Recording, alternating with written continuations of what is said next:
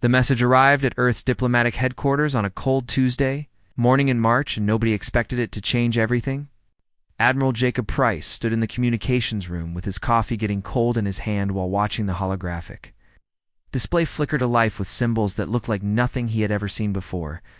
The translation matrix was working overtime and struggling to make sense of the alien language that was streaming through their systems. After 3 centuries of isolation following humanity's discovery of faster-than-light travel, the Galactic Council was finally reaching out to make contact with Earth. Talon Torres walked into the room and stopped beside Jacob with her tablet in hand and her eyes going wide when she saw the message being decoded on the screens. She was Earth's chief diplomat and had been preparing for this moment for years. But now that it was actually happening, she felt completely unprepared. The symbols kept changing and rearranging themselves as the computer tried to find patterns that matched any known language structure. It took almost an hour before the message finally became readable in English. "They want a peace summit," Helen said quietly, while reading through the decoded text. "They are calling it a harmonization conference, and apparently our expansion into the outer rim has made them nervous." Jacob put down his coffee cup and moved closer to the screen. Humanity had been careful during their expansion, or at least they thought they had been careful. They avoided conflict wherever possible and established colonies only on uninhabited worlds and kept to themselves as much as they could. But the galaxy had been watching them the entire time, and now the Watchers wanted to talk. When and where? Jacob asked while scrolling through the message. Helen pointed to a section near the bottom of the text. "Station Zareth 9 in neutral territory in the Andromeda sector, and they want to meet in 3 weeks from now. They are requesting a delegation of no more than 5 humans." She paused and glanced at the final line of the message with a frown forming on her face. "They specifically ask that we come unarmed and in a vessel of minimal defensive capability." Jacob raised an eyebrow at that request. "They think we are going to start a war at a peace conference?" he asked. Helen shrugged and looked back at the message. "They don't know us yet, and from what our scouts have reported, the other species in the council are very different from us. Different in ways that go beyond just physical appearance or cultural practices. They seem to approach everything from a completely different perspective than humans do." The news spread through Earth's government within minutes, and by noon every major leader was in a virtual conference call debating what to do. Some wanted to send a military escort despite the request to come unarmed. Others wanted to decline the invitation entirely and maintain Earth's isolation. But most agreed that this was an opportunity that humanity could not afford to miss. The galaxy was much larger than Earth, and humanity needed allies. They wanted to survive and thrive among the stars. The decision was made by evening. Jacob would lead the delegation because of his military experience and diplomatic training. Helen would accompany him as the primary negotiator and cultural expert. They would also bring Greg Murphy, who was Earth's chief scientist and knew more about alien biology and technology than anyone else on the planet. Lisa Chang would join them as security advisor, even though they were asked to come. Unarmed because someone needed to assess potential threats. The final member of the delegation would be Peter Brooks, who specialized in cultural liaison work and had studied every piece of alien communication that Earth had ever intercepted. Choosing the ship took longer than choosing the people. Earth's fleet consisted mostly of exploration vessels and colony ships with only a handful of dedicated military craft. The diplomatic shuttle Meridian was selected because it was small and sleek and designed specifically for making good impressions rather than for combat. It had comfortable quarters for the crew and a conference room for meetings and enough supplies to last for months if necessary. What it did not have was heavy weapons or thick armor plating or any of the features that made military vessels so intimidating. Jacob expected the Meridian personally before approving it for the mission. He walked through every corridor and checked every system and made sure that nothing would malfunction during the journey. The ship was only 5 years old and had been used for diplomatic missions to human colonies in nearby star systems. It had never traveled as far as the Andromeda sector and had never carried a delegation as important as this one would be. The crew spent the next 2 weeks preparing for the journey. Helen studied everything she could find about the Galactic Council and the species that belonged to it.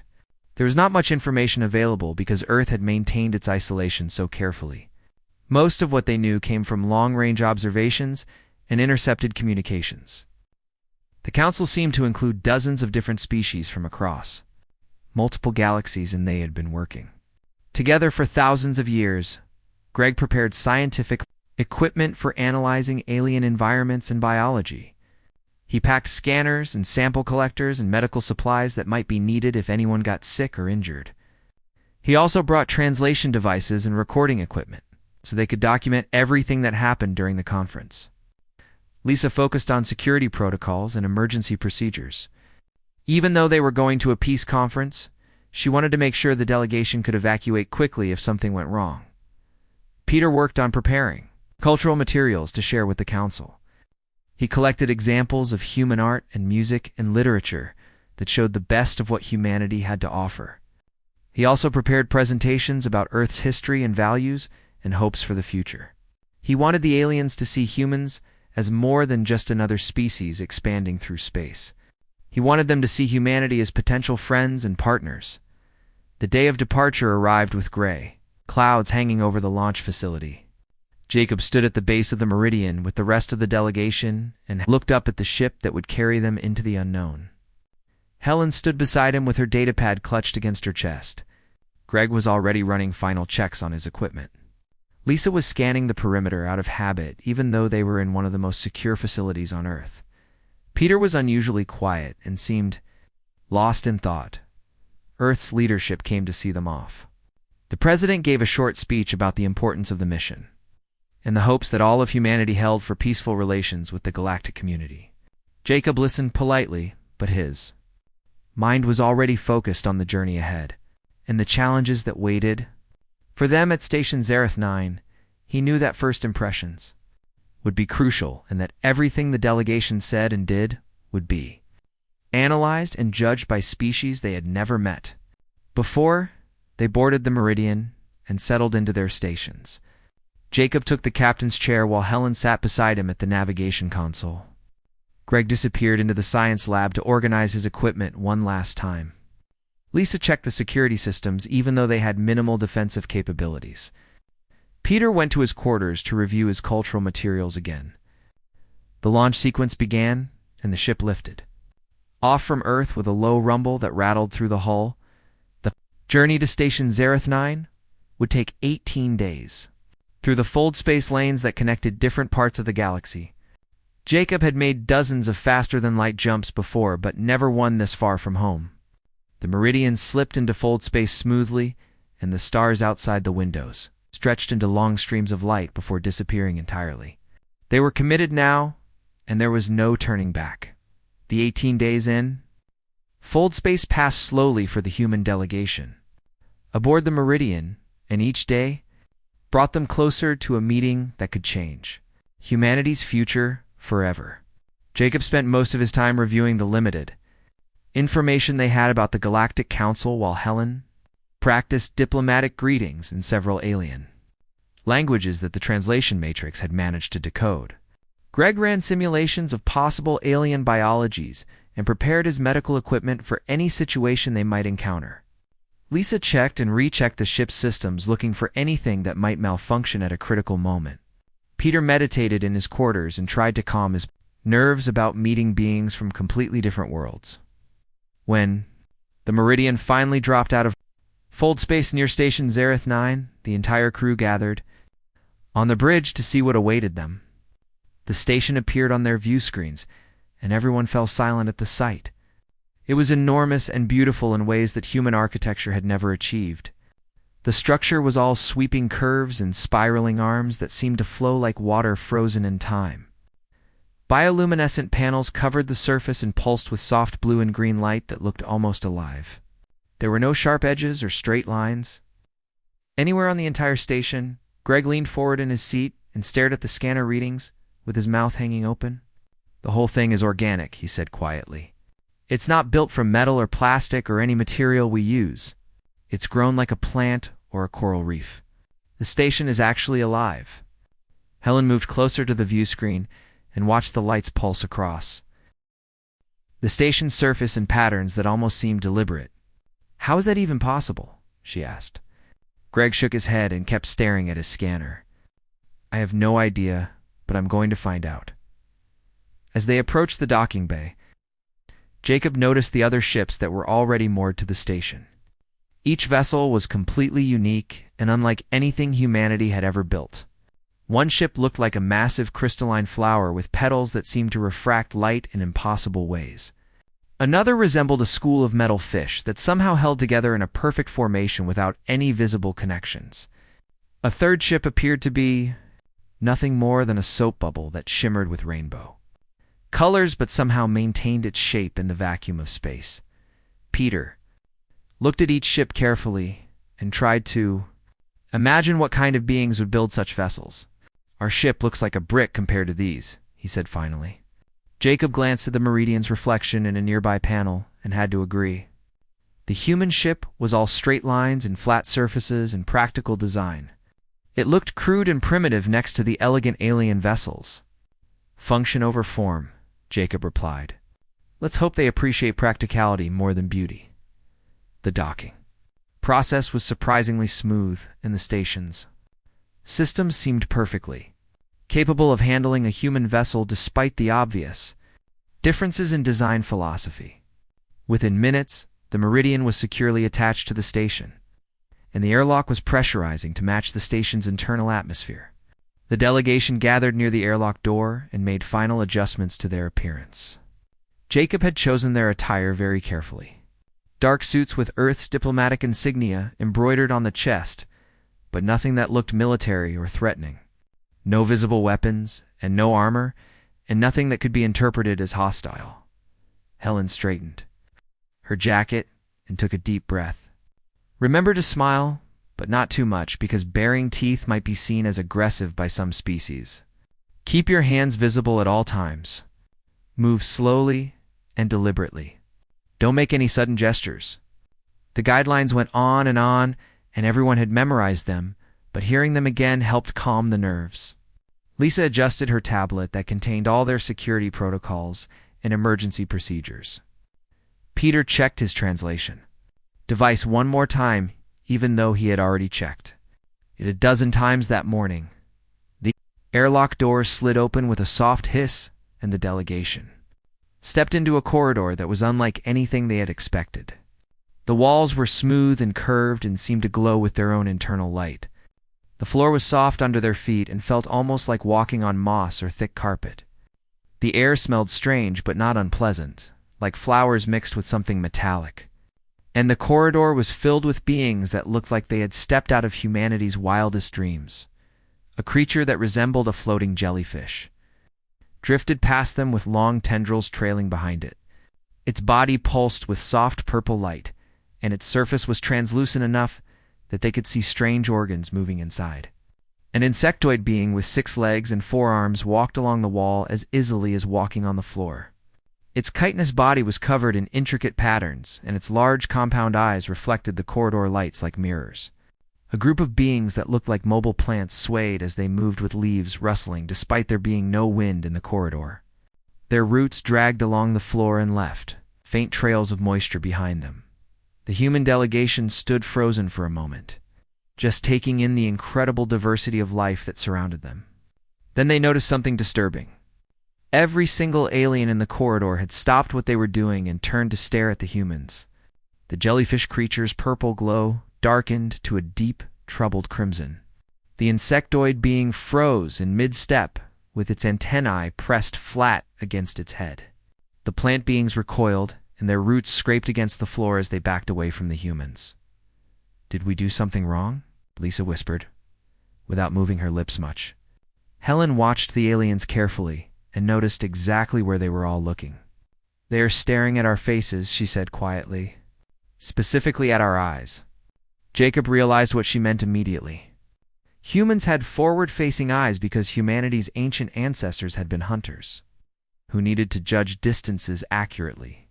Forward-facing eyes were the mark of a predator. Every human in the delegation had predator eyes. Helen looked more carefully at the aliens around them and noticed something she should have realized earlier. The jellyfish creature had eyes spaced around its entire body for seeing in all directions at once.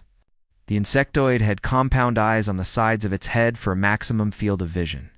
The plant beings had light-sensitive organs scattered across their surfaces.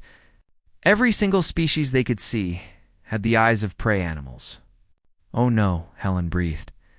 "They are all prey species." The corridor remained silent as the two groups stared at each other across an evolutionary divide that neither had anticipated. Jacob realized that they needed to do something to break the tension before it got worse. He slowly raised his hand in what he hoped was a universal gesture of peace and greeting. Several aliens flinched backward at the movement. A security officer that looked like a large crab, covered in blue armor, stepped forward and placed itself between the humans and the other aliens. Its translator crackled to life with a harsh electronic voice. "You are the human delegation," the security officer said. It was not a question. Jacob nodded slowly and carefully. "We are honored to be here and grateful for the Council's invitation." The security officer's eye stalk swiveled to examine each human individually. "You will follow me to the conference chamber. Do not deviate from the designated path. Do not approach other delegates without permission. Do not make sudden movements." The list of rules was clearly meant to protect the other aliens from the humans, and that realization stung more than Jacob wanted to admit. They followed the security officer through a maze of corridors that all looked similar with their glowing walls and soft floors. Other aliens pressed themselves against the walls as the humans passed or ducked into side passages to avoid getting close. Peter kept his eyes forward and tried not to show how much the reactions hurt. He had spent years studying alien cultures and preparing for peaceful contact, and now they were being treated like dangerous animals. Greg pulled out his scanner and tried to take subtle readings of the aliens they passed. His device beeped softly, and several nearby aliens jumped at the sound. The security officer spun around with its claws raised defensively. "What is that device?" it demanded. Greg held it up slowly so everyone could see it. "Just a scientific scanner for recording information. It's completely harmless." The security officer stared at the device for a long moment before turning back around. "Keep it silent," it ordered. The conference chamber finally came into view through a large archway ahead. The security officer stopped at the entrance and gestured for the humans to enter. "Your seats are marked with your planet's designation. Do not leave your assigned area during the conference. Do not speak unless recognized by a council speaker. Do not approach the central platform under any circumstances." Jacob thanked the security officer as politely as he could, but received no response except a wary look from those swiveling eye stalks. The delegation entered the conference chamber and stopped to take in the enormous space. The room was designed to accommodate hundreds of different physiologies and life support requirements. Some delegates floated in specialized atmosphere bubbles that hung in the air. Others rested in pools of various colored liquids that bubbled and steamed. Several species simply hovered using methods that defied obvious explanation. At the center of the room was a raised platform where the council speakers would presumably address the assembly. Helen spotted their assigned section, marked with a symbol that resembled Earth's continents. It was positioned near the back of the chamber, away from most of the other delegates. They made their way to their seats and sat down carefully. The chairs were clearly designed for bipedal species, but the proportions were slightly wrong for human bodies. Lisa shifted uncomfortably and tried to find a position that did not make her knees ache as they settled in Jacob, and became increasingly aware of the silence that had fallen over the chamber. Hundreds of aliens from dozens of species, and not one of them was making a sound. They were all watching the humans with what could only be described as fear. Some aliens had changed colors to darker shades. Others had drawn back into protective shells or bubbles. A few had physically moved their seats further away from the human section. "This is bad," Peter said quietly. "This is really bad." Helen nodded without taking her eyes off the other delegates.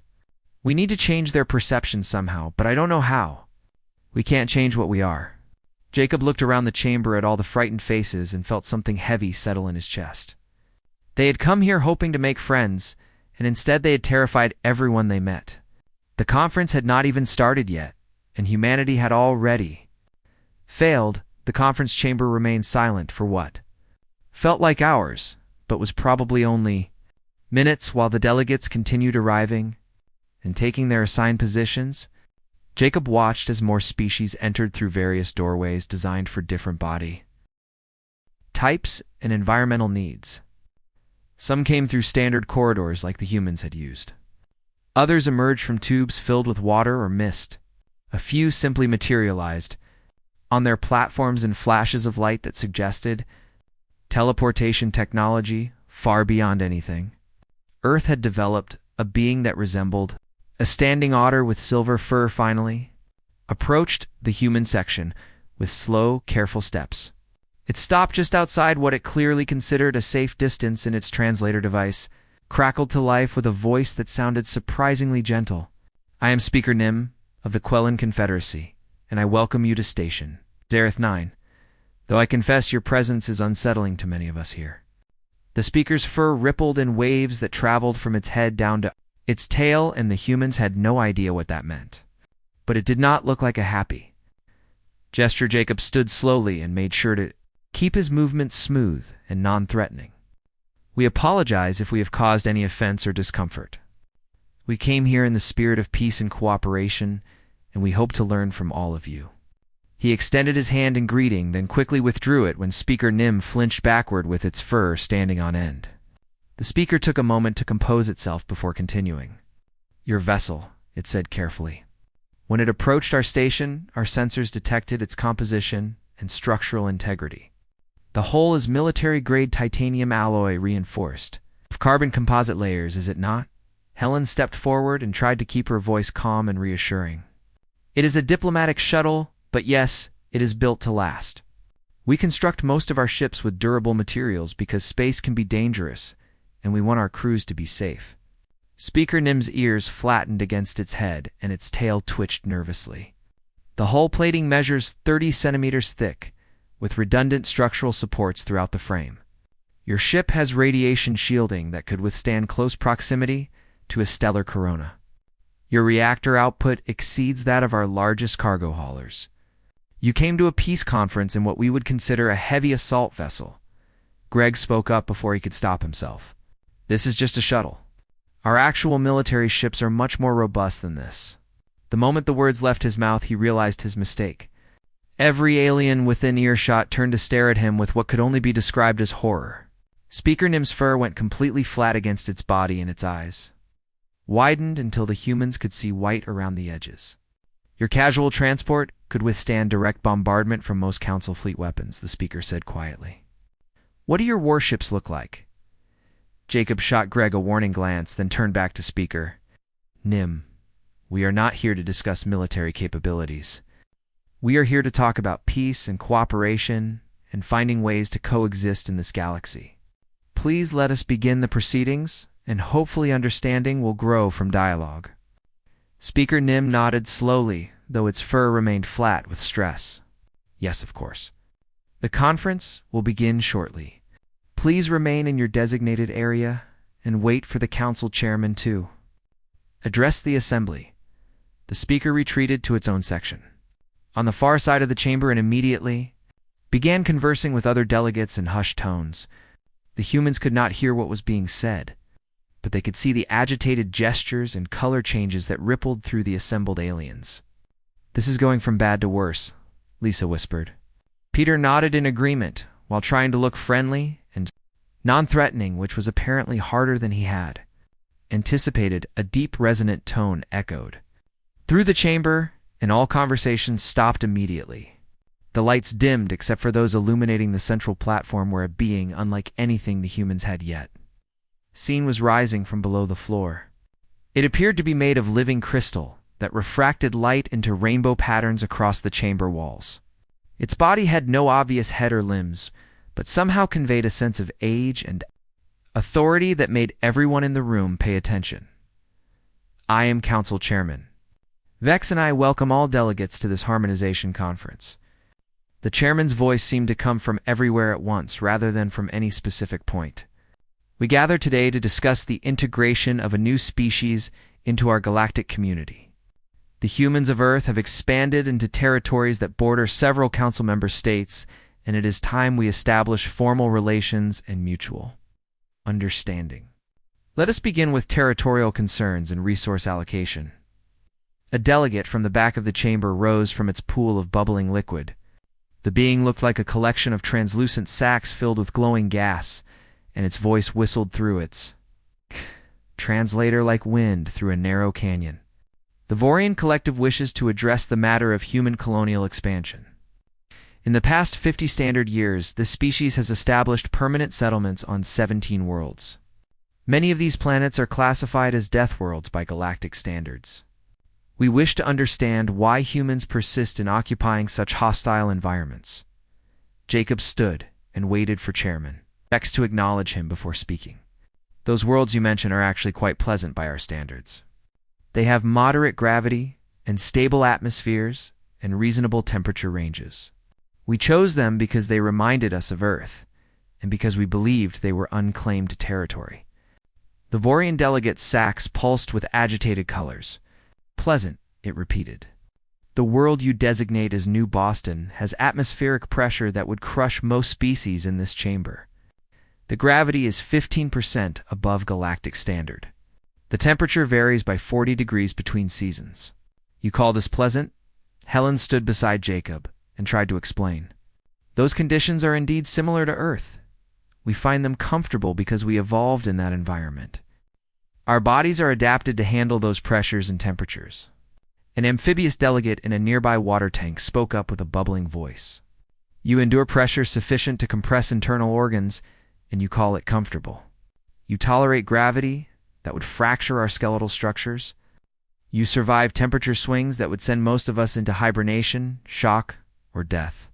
What kind of world did you evolve on, Greg? Could not help but answer this question. Earth is a fairly typical terrestrial planet by our measurements. It has active plate tectonics and a magnetic field that protects against radiation and weather systems that circulate heat and moisture around the globe. It is actually a very nice place to live. The chamber erupted in agitated sounds and color changes. Chairman Vex had to sound the resonant tone 3 more times before order was restored. The council wishes to establish baseline parameters for comparison, the chairman announced.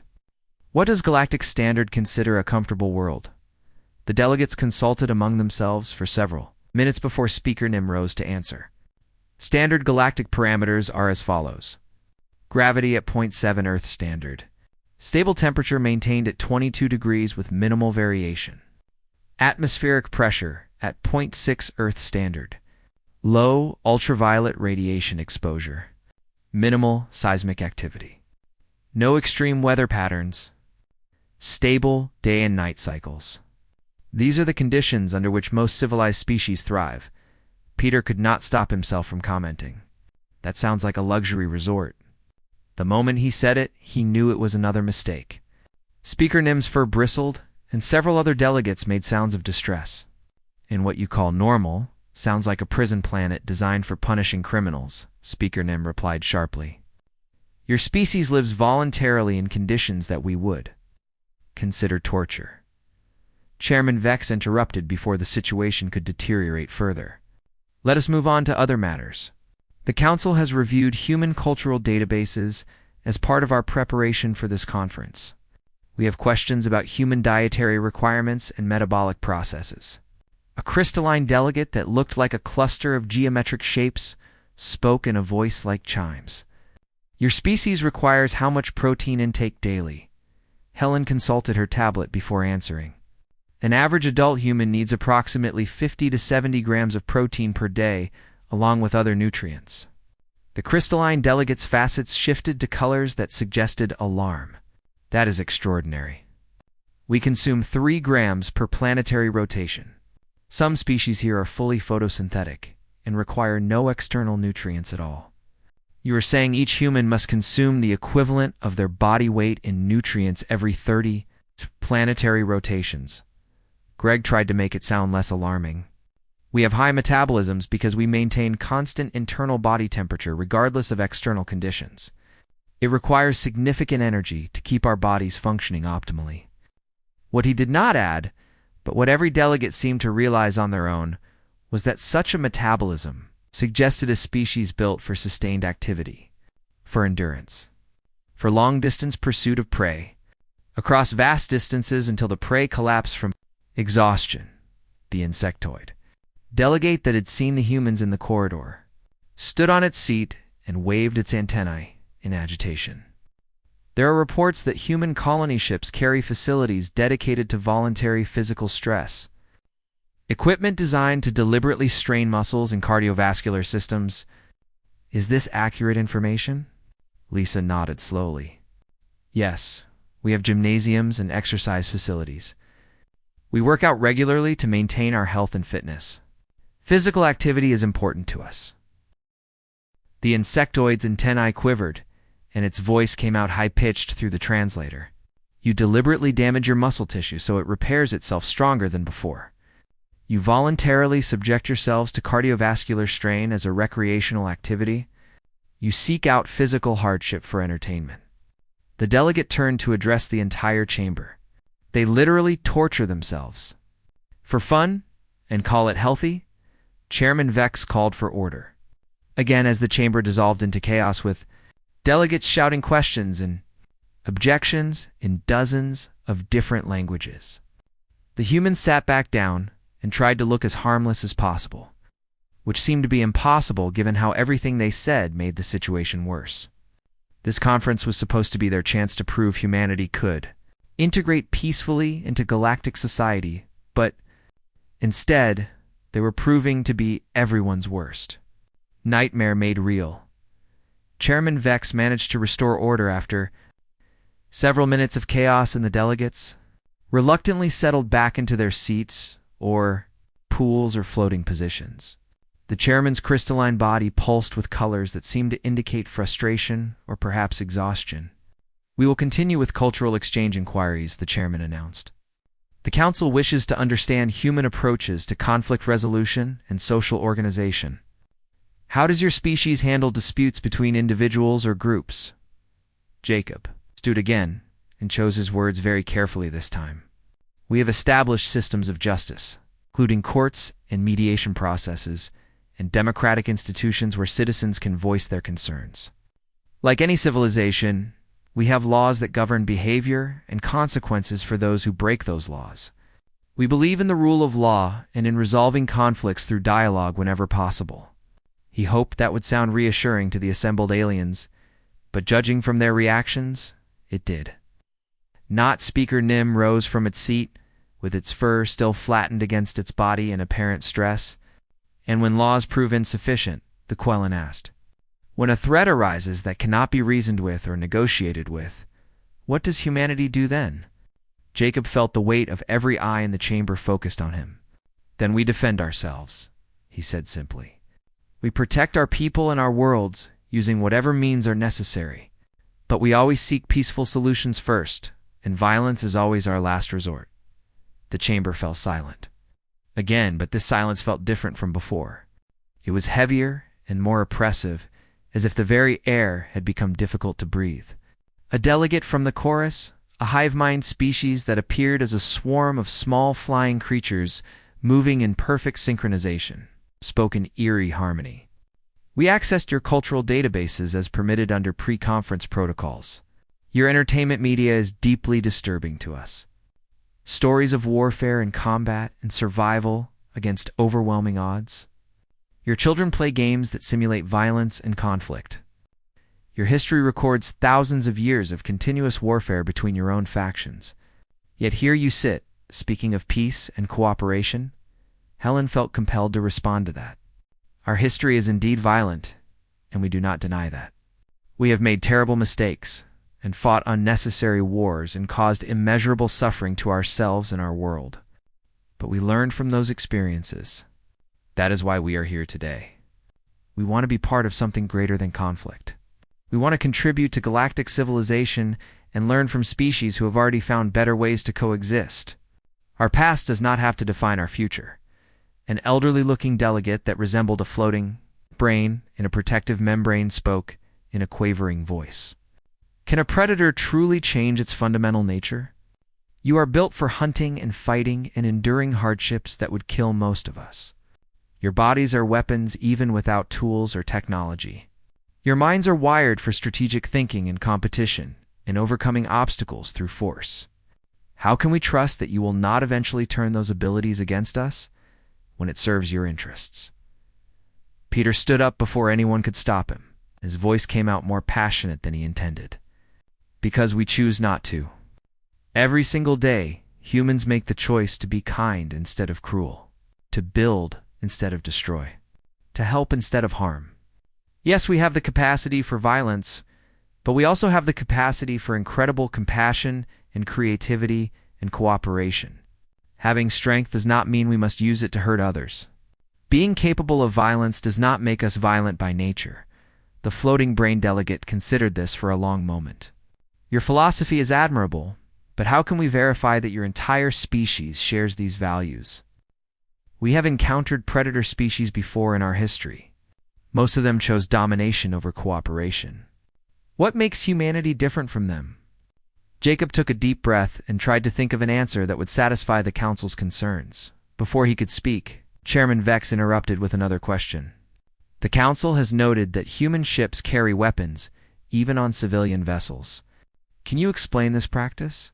Greg answered this time. Space is dangerous. There are asteroids and debris and radiation hazards. Our weapons are primarily designed for clearing navigation hazards and defending against pirates or other threats. We don't arm our ships because we want to attack others, but because we want to protect ourselves, Speaker. Nim's ears perked up slightly. Pirates, the Quellan repeated. You have criminals in your society who attacked vessels in space. Jacob nodded reluctantly. Yes, unfortunately, we do. Not many, and we work hard to stop them, but they exist. Crime exists in human society just as problems exist in any large civilization. Speaker Nim exchanged glances with several other delegates. We have no concept of space piracy. The idea of attacking vessels in the void where any breach could kill everyone aboard seems unthinkably cruel. That such criminals exist among your people is deeply concerning. Lisa tried to defend humanity's position. Crime rates on human worlds are actually quite low. The vast majority of humans are law-abiding citizens who would never harm anyone. Every society has individuals who make bad choices, but that does not mean the entire species should be judged by their actions. The crystalline delegate chimed in with a question. What is your incarceration rate per 1,000 citizens? Lisa consulted her tablet and gave the number. The chamber reacted with alarm, and several delegates made distressed sounds. That rate is 50 times higher than galactic average. The crystalline delegate said, You have so much internal conflict that you must imprison large portions of your population. This suggests a species that struggles with basic social cohesion. Helen felt frustration building in her chest. We are working to improve our justice systems and reduce incarceration rates. We acknowledge that we have societal problems, but we are actively trying to solve them. Is that not what matters? That we recognize our flaws and work to address them? The Vorian delegate pulsed with agitated colors. Perhaps humanity would benefit from remaining isolated until your species achieves greater social stability. Integration into the galactic community requires a certain level of internal harmony the humans apparently have not yet reached.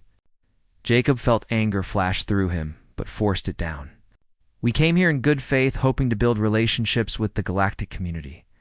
If you have already decided that we are too dangerous or too primitive to join you, then why invite us to this conference at all, Chairman? Vex's voice cut through the rising tension. The invitation was extended because several council members believed that humanity deserved the opportunity to present themselves. However, the concerns being raised are legitimate and cannot be dismissed. Your species represents an unknown variable in galactic politics. You are physically powerful in ways that most of us are not. You come from a world that would kill most of us within hours. You have a history of violence that spans your entire recorded civilization. These facts make the Council understandably cautious about allowing human expansion to continue unchecked. Peter spoke up again with desperation creeping into his voice. What do you want from us? What can we do to prove that we mean no harm? Do you want us to dismantle our ships and build new ones to your specifications? Do you want us to abandon our colonies and retreat to Earth? Do you want us to change our entire culture to match what you consider acceptable? Tell us what you want, and we will try to accommodate you within reason. Speaker Nim stood and approached the human section, slightly closer than before, though, still maintaining a careful distance. The Quellen's voice was quieter now and almost sad. We want to believe that coexistence is possible. We want to trust that you will use your considerable abilities for good rather than harm. But trust must be earned, especially when the power differential is so vast. One human could potentially kill dozens of us before being stopped. One human ship could devastate worlds that we consider heavily defended. How do we protect ourselves, while also giving you the chance to prove your peaceful intentions? The question hung in the air, unanswered because none of the humans knew how to respond. They had come to this conference thinking that peaceful intentions would be enough. They had believed that simply wanting to coexist would open doors and build bridges. But they had not anticipated the depth of fear that their very existence would provoke in species, so fundamentally different from themselves. Greg pulled up his tablet and started making notes. We could offer to share our ship construction techniques. Not weapons, but hull integrity and life support redundancy. Things that could save lives in emergencies. Helen added her own ideas. Cultural exchanges where humans live and work on alien worlds following their rules and customs. Show them we can adapt and cooperate. Peter suggested joint scientific expeditions to study phenomena that most species cannot safely approach but humans could handle. The team worked late into the night developing proposals and strategies for rebuilding the Council's trust. They knew it would not be easy, and that many aliens would remain suspicious of humanity for a long time. But they also knew that this was just the beginning of a much longer journey toward integration and acceptance. The next day, when the conference reconvened, the atmosphere was slightly different. The fear was still present, but mixed with cautious curiosity. Speaker Nim addressed the assembly and presented the perspective that had been discussed the previous evening.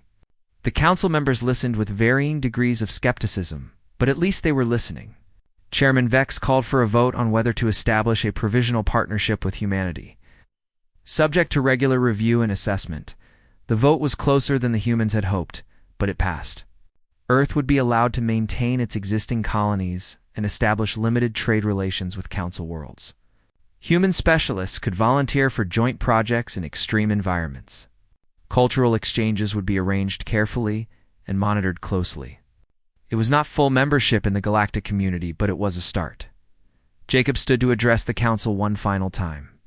We understand that trust takes time to build, and we are grateful for this opportunity to prove ourselves. We will work hard to show that humanity can be a valuable partner and friend to all species in this galaxy. We may look like predators, but we choose every day to be protectors and builders instead. Thank you for giving us the chance to demonstrate that choice through our actions. Years passed, and slowly humanity proved itself through countless small acts of cooperation and assistance. When a solar flare threatened a Vorian colony, it was human ships that evacuated the population through radiation that would have killed other species. When an archaeological site was discovered on a high-gravity world, it was human scientists who worked alongside alien colleagues to study it. When a medical emergency required surgery in conditions too harsh for most species, a human doctor performed the procedure and saved lives. The galaxy learned, gradually, what humanity had always known deep down, that strength is not measured by the capacity for destruction, but by the courage to protect and help others. That the fiercest appearance can hide the gentlest heart. That every species has value and brings unique gifts to the community. And that sometimes the most frightening beings are exactly the ones you want beside you when facing the impossible.